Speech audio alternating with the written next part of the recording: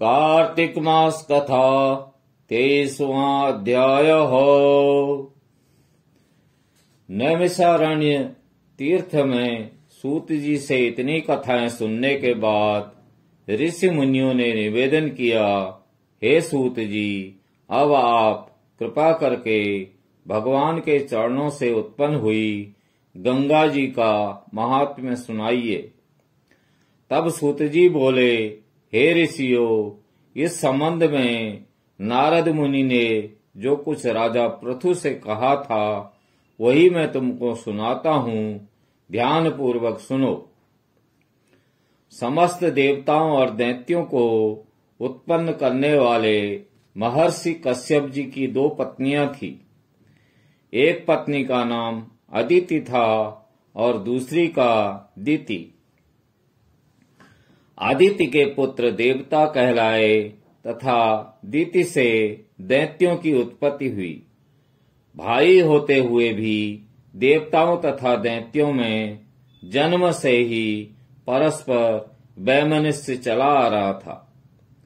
कालांतर में प्रहलाद का पौत्र और विरोचन का पुत्र दैत्यराज बलि दैत्यों का राजा बना। उनकी सेना अत्यंत विशाल थी। समस्त पृथ्वी पर विजय प्राप्त करने के बाद उसने स्वर्ग पर अधिकार जमाने के लिए देवताओं पर चढ़ाई कर दी। अपने राज्य को दैत्यों से घिरा हुआ देखकर इंद्र सहित सभी देवता युद्ध करने के लिए मैदान में आ डटे। अत्यंत घोर संग्राम हुआ जो अनेक वर्षों तक चलता रहा। जब देवताओं ने देखा कि दैत्यों की शक्ति में कोई कमी नहीं आई और वे निरंतर आगे बढ़ रहे हैं, तो देवता मैदान छोड़कर भाग खड़े हुए। इस प्रकार दैत्यों ने स्वर्ग पर अधिकार कर लिया और बलि स्वयं इंद्रासन पर बैठकर शासन करने लगा। अब तो यज्ञ की हवि भी देवताओं के स्थान पर दैत्यराज बलि और अन्य दैत्य ग्रहण करने लगे। अपने पुत्रों अर्थात देवों को दुखी और आश्रयहीन देखकर अदिति देवताओं की जय तथा दैत्यों की पराजय के निमित्त तपस्या करने के लिए हिमालय पर्वत पर चली गई। वहां कुछ काल तक फलाहार, कुछ काल सूखे पत्ते तथा कुछ काल केवल पवन और आहार करती रही। फिर पैर के पंजों पर खड़ी होकर भगवान का तप करने लगी। इस प्रकार अदिति ने 1000 वर्ष तक उग्र तप किया। दिति के पुत्र मायावी राक्षस इस घोर तप से चिंतित होकर राक्षसी माया द्वारा देवताओं का रूप धारण करके अदिति के पास आकर बोले, हे माता, हमारे लिए आप इतना घोर तप क्यों कर रही हो? आत्मघात करना सभी शास्त्रों में पाप बताया गया है। हम आपका यह दुख सहन नहीं कर सकते।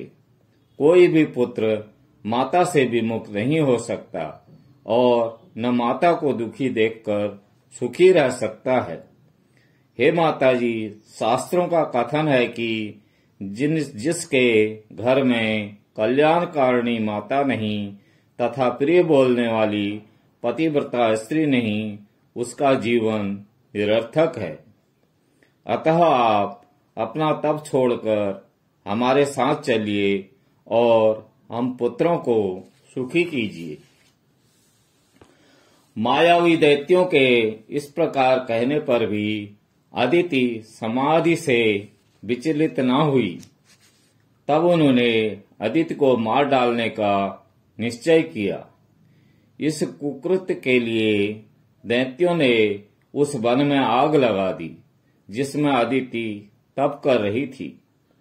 भगवान की कृपा से उस अग्नि द्वारा अदिति को तो किसी प्रकार की हानि नहीं पहुंची और उन्हें इस अग्नि का पता भी नहीं चला।